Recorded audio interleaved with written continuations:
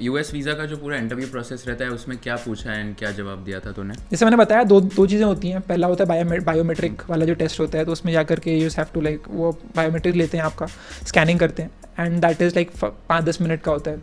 उसके बाद दूसरा प्रोसेस होता है which is the visa interview, actual interview. उसमें आपसे कुछ क्वेश्चंस पूछते हैं and they look at some of your documents. जो क्वेश्चन मुझसे पूछे थे were solely about my past travel and about my company and about why I switched from engineering degree to now doing marketing and being a content creator.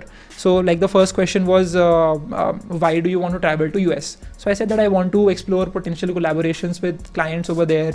I want to do some meetings and I want to do some podcasts as well. So she said, oh, you're a creator.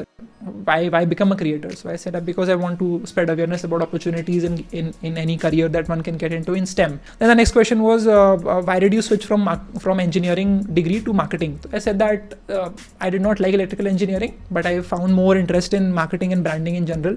So I've been doing that for the last 3 years.